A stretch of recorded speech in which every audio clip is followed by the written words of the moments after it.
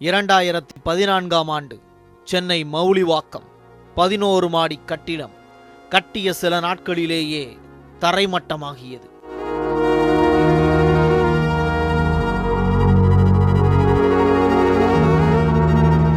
இதேபோல் கடந்த சில நாட்களுக்கு முன்பு பெங்களூருவில் 5 மாடி கட்டிடம் தரமற்ற பொருட்களின் பயன்பாட்டால் இடிந்து விழுந்தது.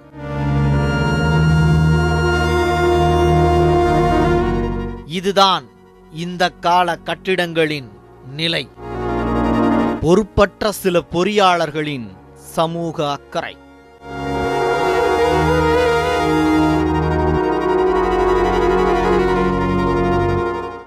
ஆனால் 1000 ஆண்டுகளுக்கு முன்பு மலையை குடைந்து அமைக்கப்பட்ட குடவரை கோயில்கள் கலாச்சாரத்தையும் பாரம்பரியத்தையும் எடுத்துரைக்கும் அழகிய ஓவியங்கள்.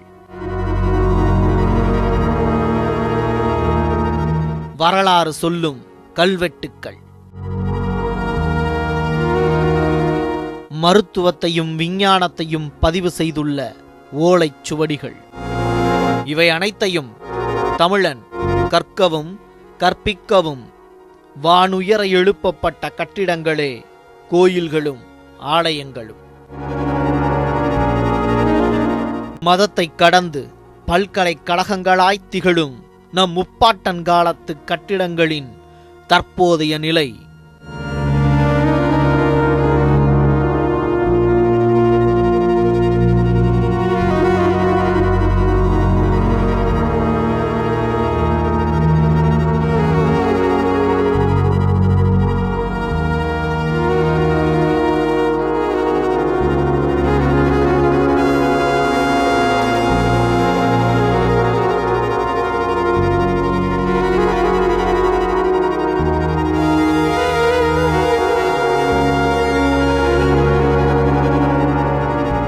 கோயில் தலைவன் வாழும் இல்லம்.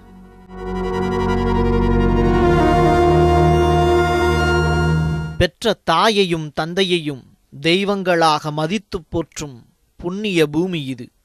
அவர்கள் இறந்த பின்னும் அக்குலத்தை காக்கும் குல தெய்வங்களாக நம் வீடுகளில் இன்றும் வணங்கப்படுகின்றனர். குடும்பங்கள் தழைத்து கிராமம் கிராமமாக ஒரு காலத்தில் பிரிந்தபோது அக்கிராமத்து மூதாதையர்கள் கடவுளாகவே போற்றப்பட்டனர். ஒரு ஊரையே காக்கும் அத்தலைவனின் இல்லத்தை கோயில் என்று அழைத்தனர். இன்று தமிழகமெங்கும்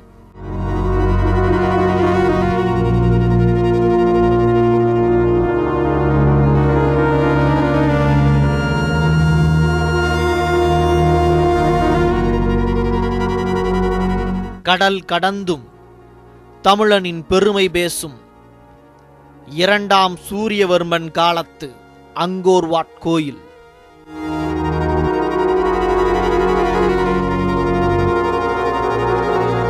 சோழனின் பெருமை பேசும் கலைக்கருவூலமாய் தஞ்சை பெரிய கோயில்.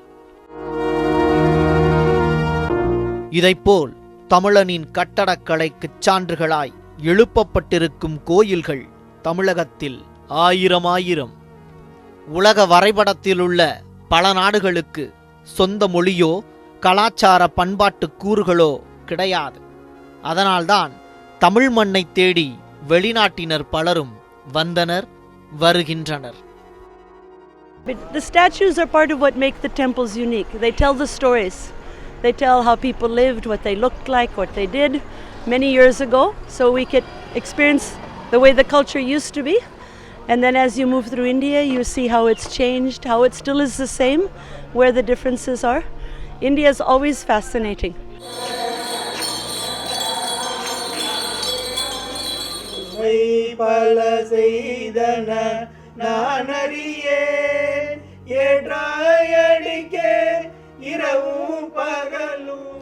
செந்தமிழ் மொழியில் பாடல் பெற்ற வரலாற்று புகழ்மிக்க இடங்கள் இன்று அழிவின் விளிம்பை நோக்கி புலம்பெயரத் தொடங்கிவிட்டன.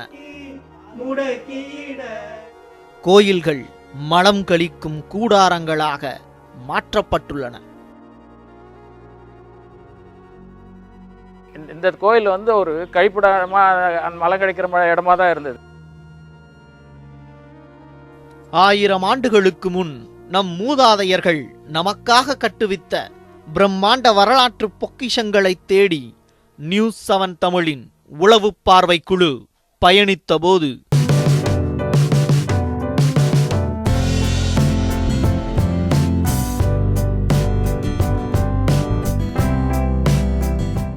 போகக்கூடிய கோயில் வந்து ஒரு கரும்பு காட்டுக்குள்ளே இருக்குது. அந்த கரும்பு காட்டுக்குள்ளே வந்து புதஞ்சு போன நிலைமையில தான் ஒரு கோயில் இருக்குது. அது யாரோட கட்டுப்பாட்டில் இருக்குன்னா இந்து சமய அறநிலையத்தோட கட்டுப்பாட்டில் இருக்குது. அதான் முக்கியமான ஒரு விஷயம்.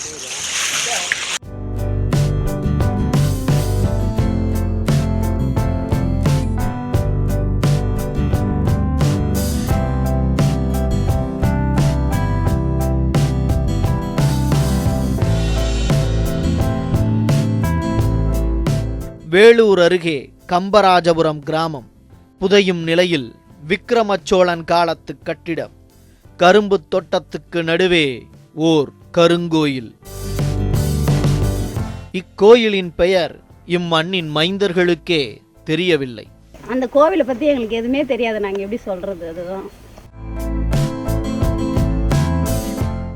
எங்கள் முன்னாடி சொன்னதில் என்னுடைய கருங்கோயிலும் நாங்கள் சொல்லுவோம். கருங்கோயில், இந்த கல்லெல்லாம் கருப்பாக இருக்கும், அதனால இது கருங்கோயிலும் நாங்கள் சொல்லுவோம். ஆனால் அதுக்கு பேர் எங்களுக்கு தெரியாது. உங்களுக்கு தெரியுமாப்பா?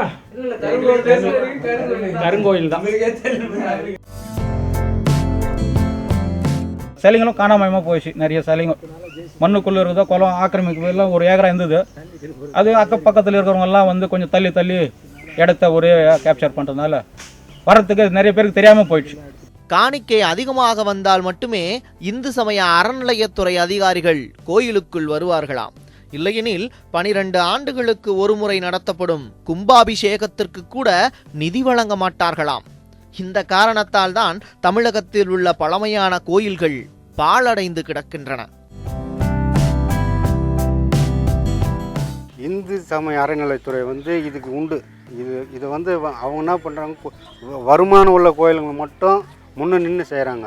இந்த மாதிரி வருமானம் இல்லாத கோயிலுங்களை அவங்க எதுவுமே கண்டுக்கிறது இல்லை. நாங்களும் அன்றைக்கி பார்த்தோம், கும்பாபிஷேகம் பண்ண சொல்லாதீங்க, அன்றைக்கி பார்த்தோம், நீங்கள் போய் நீங்களே பார்த்துங்க அப்படின்னு சொல்லிட்டு விட்டுருவாங்க. ஒரு கண்ணாடி முன் நின்றால் நாம் யார் என்று நமக்கு தெரியும். அதுபோலத்தான் நம்முடைய பழங்கால கோயில்களில் உள்ள கல்வெட்டுக்கள். ஆனால் இன்று நடப்பதோ அந்த கல்வெட்டுக்களை துண்டு துண்டாய் சிதைத்து சிமெண்ட் பூசி மறைக்க நினைக்கிறார்கள். இதனால் யாருக்கு என்ன லாபமோ தெரியவில்லை. இந்த கோயில் வந்து மண்ணில் புதைஞ்சிருக்கு சார். ஆனால் இதை பார்க்கறதுக்கு தான் யாரும் இல்லை. அந்த கல்வெட்டெல்லாம் தமிழில் தான் இருக்குங்க. இங்கே இருக்கு பாருங்க, தமிழ்.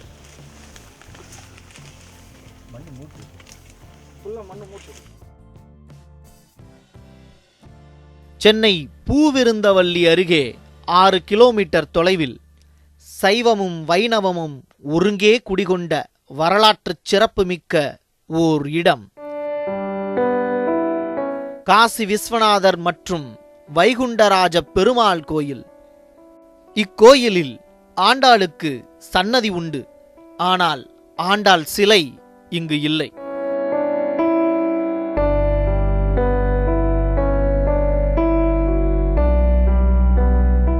கருவறையில் உள்ள சாமி சிலை திருடப்பட்டுள்ளது. இங்கு வணங்குவதற்கும் ஆளில்லை, வணங்கப்பட வேண்டிய தெய்வங்களையும் காணவில்லை.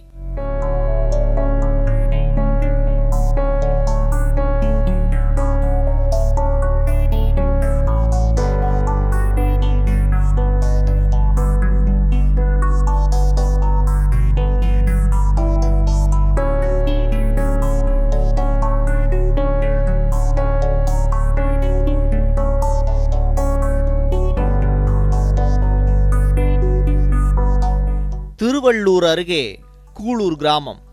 9ஆம் நூற்றாண்டு காலத்தில் கட்டப்பட்ட பழங்கால கோயில் ஒன்றின் மதில் சுவர்கள் முற்றிலும் அழிக்கப்பட்டுள்ளன.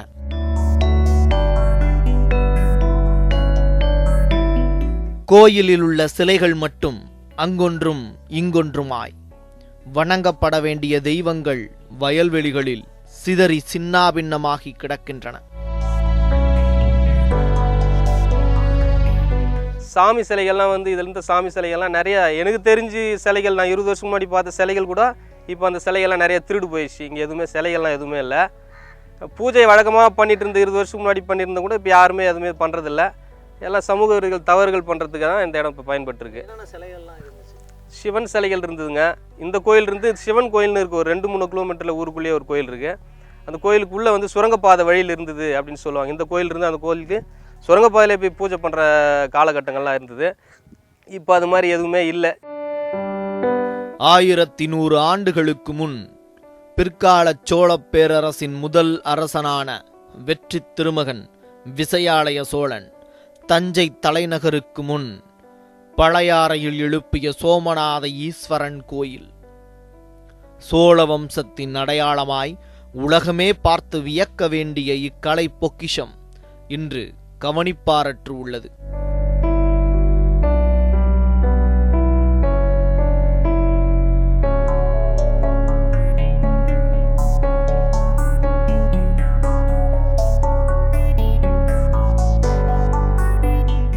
மேலே குறிப்பிட்ட அனைத்து கோயில்களும் இந்து சமய அறநிலையத்துறையின் கட்டுப்பாட்டில் உள்ளது குறிப்பிடத்தக்கது. இந்து சமய அறநிலையத்துறையின் கட்டுப்பாட்டில் மட்டும் 38,615 கோயில்கள் உள்ளன. அவற்றில் பெரும்பாலான கோயில்களின் நிலை பாரம்பரியத்தை இழந்து நிற்கின்றன. திருப்பணி என்ற பெயரில் கோயில் சுற்றுப்புறச் சுவர் கல்வெட்டுக்கள் அனைத்தும் சேதப்படுத்தப்படுகின்றன. கடந்த 15-20 ஆண்டுகளில் பல்லாயிரக்கணக்கான கோயில்களை திருக்கோயில்களை தமிழகத்தில் இந்து அறநிலையத்துறையினர் திருப்பணி பண்ணியிருக்கிறாங்க. ஆண்டுதோறும் நூற்றுக்கணக்கான கோயில்கள் புதிதாக அந்த பட்டியலில் சேருது. அதுக்கு பெரிய தொகையும் அரசு கொடுக்குது. ஆனால் அது முறையாக நடக்குதுன்னா அங்கே முறையாக நடக்கலை. இது எல்லாமே எல்லா கோயில்களுமே ஒரு வகையில் அழிக்கப்படுது. ஒவ்வொரு கோயிலுக்கும் ஒரு வரலாற்று பதிவு உண்டு. தமிழகத்தில் உள்ள கோயில் கருவறைகளில் ஆகம விதிகள் பின்பற்றப்படுவதில்லையாம். கருவறையில் அம்மனின் முகத்திற்கு நேராகவே டார்ச் லைட் அடிப்பது, கருவறைக்குள் டைல்ஸ் கற்கள் பதிப்பது, கருவறைக்குள் நுழைபவர்களுக்கு வேர்வை வரக்கூடாது என்பதற்காக குளிர்சாதன வசதி உள்ளிட்ட பல விதிமீறல்கள் கருவறைக்குள்ளேயே நடப்பதாக பக்தர்கள் பலர் வேதனையுடன் தெரிவிக்கின்றனர். பெரிய பெரிய கோயில்கள் இன்றைக்கி வந்து எவ்வளவோ திருக்கோயில்கள் வந்து பல டிஸ்ட்ரிக்டில் போகிறேன். அந்த கோயில்கள்லாம் வேர்வை வரலையா? கருவறைனால என்ன? அந்த எல்லாமே உணர்ந்து சுவாமிகிட்ட போகும்போது எல்லாம் நடக்க தான் செய்யும். அதெல்லாம் நம்ம அதற்காண்டி மக்களுக்கு வசதின்ற பேரில் மாற்றன்ற கருத்துக்கு வந்து இதெல்லாம் செய்கிறது வந்து ஏற்றுக்கொள்ள முடியாத விஷயம், தவறானது தான். திருவையாறு தூரிகையில் துல்லியமாக 800 ஆண்டுகளுக்கு முற்பட்ட வரலாறு பேசும் பழமையான ஓவியங்கள்.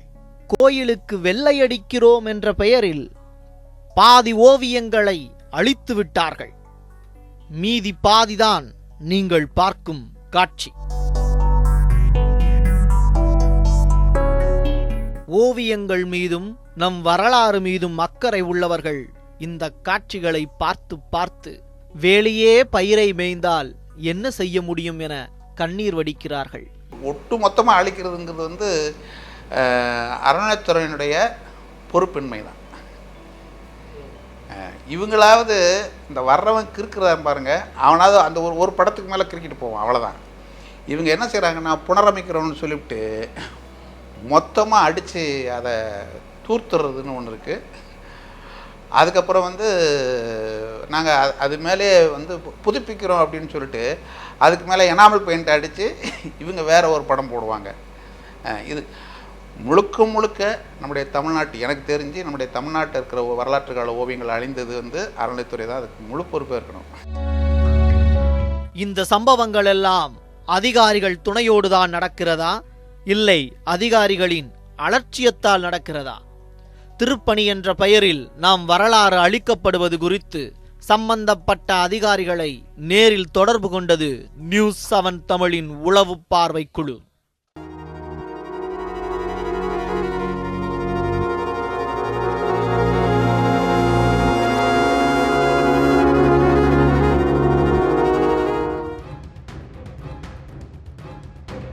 திருப்பணி என்ற பெயரில் கோயிலில் நடக்கும் விதிமீறல்களை இந்து சமய அறநிலையத்துறை ஆணையர் வீர சண்முகமணி அவர்களிடம் ஆதாரத்துடன் எடுத்துரைத்த போது, என்ன நடக்குது நீங்களே பாருங்க.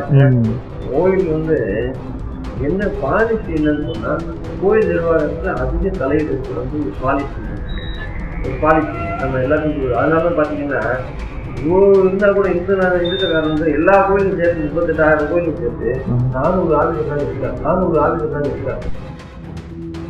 கடந்த 5 ஆண்டுகளாக இந்து சமய அறநிலையத்துறையில் மட்டும் 18,000 பணியிடங்கள் நிரப்பப்படாமல் உள்ளது குறிப்பிடத்தக்கது. மேலும் கோயிலில் நடக்கும் சிலை திருட்டு சம்பவங்கள் குறித்து கேட்டபோது, உடஞ்ச சிலையை ரிமூவ் பண்ணி ஒரு இடத்துல வச்சுட்டாங்க. சிலைகள் வந்து பல வருஷம், அதாவது என்னென்ன சில இதெல்லாம் அப்படி அப்படியே அங்கே இருந்துருக்கு, அப்படியே வச்சுட்டே இருந்திருப்பாங்க. 12 வருஷத்துக்கு கும்பாபிஷேகம் பண்றப்ப என்ன பண்ணுவாங்கன்னா, அப்பயாவது சரி பண்ணணும். மற்ற நேரத்தில் தொடக்கூடாது. சாமியை வந்து ஐயர் தான் சொல்லணும், மட்டும் தொடக்கூடாது. இந்த கும்பாபிஷேக வேலை நடக்கிறப்ப மட்டும் சில பூஜைகள்லாம் போட்டு அதெல்லாம் உடஞ்செல்லாம் எடுத்து ஒரு இடம். ஆனால் உடஞ்சதான் இருக்கு. நீ பண்ண தப்பு என்னன்னு சொன்னா, உடஞ்சதை வந்து கண் பார்வைப்படாமல் வைக்கணும். அதை வந்து உடஞ்சது அதை வந்து எல்லாரும் எடுத்து போட்டு உடச்சாங்க சொன்னாங்க. ஸோ அது அதான் சார் இந்த சிலை கடத்துறவங்க எல்லாம் என்ன பண்றாங்கன்னா, இப்ப நேத்து நாங்க போய் பாக்குறோம்.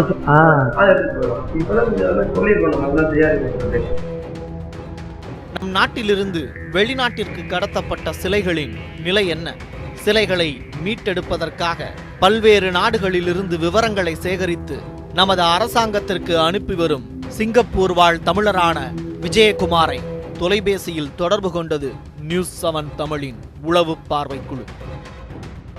இப்போ நம்மளை பொறுத்த வரைக்கும் மெயின் ப்ராப்ளம் என்னன்னா, நம்ம கிட்ட ஆர்கைவ் கிடையாது, ஒரு சென்ட்ரல் டேட்டா பேஸ் கிடையாது.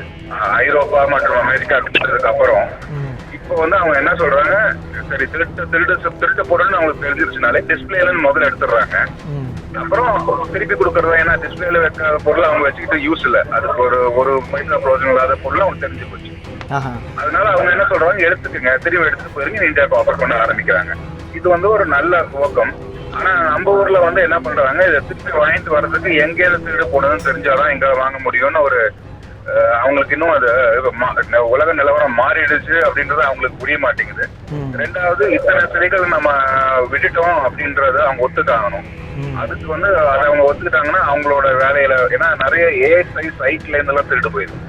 ஸோ இந்த மாதிரி கேஸ்ல வந்து நம்ம அதாவது கஸ்டோடியன்னா இருக்கிறவங்க அவங்களோட இதை வந்து காப்பாற்றிக்கிறதுக்கோசரம் நிறைய சிலைகளை திருப்பி கொண்டு வரத ஆர்வம் காட்ட மாட்டேங்கிறாங்க. இவ்வளவு பிரச்சனைகள் இருக்கு, ஆனா இதனை பற்றிய எந்த ஒரு கவலையும் அதிகாரிகளுக்கு இல்லை என்றும், வருமானம் ஒன்று மட்டுமே இந்து சமய அறநிலையத்துறை அதிகாரிகளின் குறிக்கோள் என்றும் ஆதங்கப்படுகிறார்கள் வரலாற்று ஆய்வாளர்கள் பலர். இந்த கோயிலுக்கு நிலங்கள் இருக்கின்றனவா, அந்த நிலத்திலிருந்து வருமானம் அரசுக்கு அல்லது கோயிலுக்கு வருகின்றதா, குத்தகை மூலமாக, வாரத்தின் மூலமாக வருகிறதா, திருப்பணி செய்வதன் மூலமாக கோவிலுக்கும் இந்து சமய அறநிலையத்திற்கும் வருமானம் பெருகுவதற்கு வாய்ப்புகள் உண்டா? அறநிலையத்துறை வந்து அவனுடைய பணியை வந்து கோயிலை பாதுகாக்கணும். அவசியம். 1966ஆம் ஆண்டில் தமிழகத்தில் தொல்லியல் சின்னங்களை பாதுகாக்கும் சட்டம் கொண்டு வரப்பட்டது. 1972இல் கலைப்பொருட்களை பதிவு செய்யும் பொறுப்பு தமிழ்நாடு தொல்லியல் துறைக்கு ஒதுக்கப்பட்டது. இன்று இத்துறைக்கு பொறுப்பு வகிக்கும் IAS அதிகாரி ஜெகநாதனிடம் நியூஸ் 7 தமிழின் உளவு பார்வை குழு. இங்க இருக்கிற 1000 வருஷத்துக்கு முன்னாடி மெட்டலாஜியை இதான் கண்டுபிடிச்சாங்க. இதோட வேல்யூ பாரு, அது எப்படி சிற்பம் பண்ணிருக்காங்க பாரு, அதுல என்ன இருக்கு பாரு, அந்த நுணுக்கத்தை பாரு, அதை வந்து வச்சு அழகு பாரு. டெக்னாலஜி வச்சிருக்கிறது 34,000 பிரச்சனைகள் இருக்கு. இருந்தாலும் ஏதோ ஒரு டிபார்ட்மெண்ட், ஏதோ ஒரு கவர்மெண்ட், ஏதோ ஒரு கண்ட்ரோல் அப்படிங்கிற மாதிரி போயிட்டு இருக்கு. தப்பு நடக்கல அப்படின்னு சொல்ல வரும். ஒரு நாட்டின் கலாச்சாரம்ங்கிறது எப்பவுமே அந்த நாட்டுக்கு செகண்ட். யூரோப்பியன் கண்ட்ரீஸ்ல நீங்க கல்ச்சர் மினிஸ்டர் யாரை பாருங்க, பிரைம் மினிஸ்டர் பார்ப்பாரு, பினான்ஸ் மினிஸ்டர் பார்ப்பாரு, நான் அதுக்கு அடுத்து பார்ப்பாரு. இங்க கல்ச்சர் யார் பாக்குறாங்கன்னு பாருங்க. தமிழகத்தில் உள்ள பழங்கால கோயில்களின் சாமி சிலைகளை திருடி வெளிநாட்டிற்கு விற்றதாக குற்றம் சாட்டப்பட்டு சிறையில் உள்ளவர் தீனதயாளன். இவரை பற்றி IAS அதிகாரி ஜெகநாதனின் சர்ச்சைக்குரிய கருத்து. சிலை திருடுறவங்க தீனதயாளன்லாம் இந்த தைரியத்தில் எப்படி பண்றாங்க சொல்றேன். இதுக்கு உங்களுக்கு ஆக்ட் அவ்வளவு தூரத்துக்கு ஒன்றும் கிடையாதுங்க. கொலை பண்ணா உங்களுக்கு 7 வருஷம் 10-14 வருஷம் வெளியே வந்ததுன்னா ஒரு அட்வொகேட் இருந்தா போதும். உங்களுக்கு ஜுடிஷியல் சிஸ்டம் அப்படிதானே இருக்கு. கொலை சொல்றேன்னு இல்லை, இன்னைக்கு அதுதானே உங்களுக்கு இருக்கிற சட்டத்துல இருக்கிற சட்ட பிரிவுகளின் கீழே தான் இவங்க பண்ணுவாங்க. இவர் தீனதயாளன் இப்போ கிட்டத்தட்ட 30-40 வருஷமா பண்ணிக்கிட்டு இருப்பாங்க. அந்த பண்ணிக்கிட்டு இருக்கிறத இப்ப என்ன வயது 80 வயது. அன்னைக்கு ஒரு கம்பேஷன் இதுல போகும்போது எதையாவது ஒரு ஜட்ஜு பாவம் இவரோட வயதை பார்க்கும்போது 85 வயது இருக்குது, இவர் தரமாறிக்கிட்டு இருக்கிறாரு. தப்பு பண்ணாருங்க, சரிதான், என்ன பண்றது, பாவம் வயதாகி போச்சு அப்படின்னு சொன்னீங்கன்னா இப்பவே இவருக்கு 82 வயது. நீங்க என்னைக்கு கூட்டி இன்னைக்கு என்ன சென்சேஷன் வந்துருச்சு, எப்போ கேஸ் ட்ரையலுக்கு வரும், எப்போ அது ஜட்ஜ்மெண்ட் ஆகும், ஃபைனல் போட்டாரு. 1939ஆம் ஆண்டு ஜூலை மாதம் 10ஆம் தேதி கோயில் நுழைவு போராட்டம் தமிழகத்தின் பல்வேறு இடங்களில் நடத்தப்பட்டது. அனைத்து சாதியினரும் அர்ச்சகராகலாம் என்ற குரல் 1970இல் ஒலிக்க ஆரம்பித்தது. இன்றும் அது கோயிலுக்கு வெளியே மட்டுமே ஒலித்துக் கொண்டிருக்கிறது.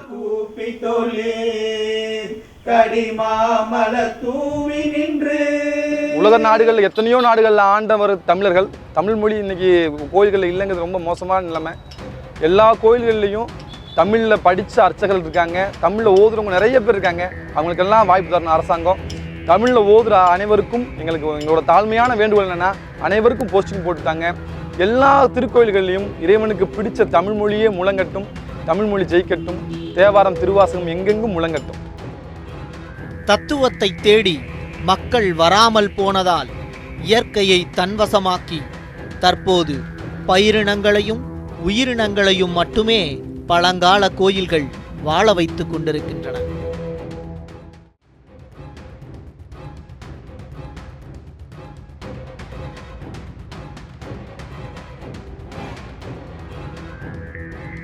இன்றைய நிலை இப்படி இருக்க, ஒரு காலத்துல ஊர்கூடி தேரெழுக்கும் சமுதாய அரங்கமாக, கல்வி சோலையாக, கலைக்கூடமாக, மருத்துவமனையாக, ஒட்டுமொத்தமாக சொல்லணும்னா ஒரு பல்கலைக்கழகமாகவே கோயில்கள் இருந்ததா சங்ககால இலக்கியங்கள் சொல்லுது. கோயிலையும் பண்பாட்டு கலாச்சார கூறுகளையும் நம்மளோட வரலாறையும் விட்டுட்டு இன்னைக்கு இருக்கக்கூடிய தலைமுறை நெடுந்தொலைவு பயணப்பட்டுள்ளது. கொஞ்ச நாளைக்கு அப்புறம் நம்ம திரும்பி வந்து பார்க்கும்போது இது எதுவுமே நம்மளோட தான் இருக்காது. வேற யாரோ ஒருத்தர் இதுக்கு பேட்டன் ரைட்ஸ் வாங்கி வச்சிருக்கலாம். இது ஒரு எச்சரிக்கைக்கான பதிவு மட்டும்தான். என்னெல்லாம் பிரச்சனை அப்படிங்கிறத தெளிவாக சொல்லிட்டோம். அடுத்து என்ன பண்ணணும் அப்படிங்கிறத முடிவு செய்ய வேண்டியது மக்களாகிய உங்களோட கையில் தான் இருக்கு. மக்கள் தீர்ப்பே மகேசன் தீர்ப்பு. ஒளிப்பதிவாளர் சுரேஷுடன், பொறுப்பும் பொதுநலத்துடனும் பிரசாத், நியூஸ் 7 தமிழ்.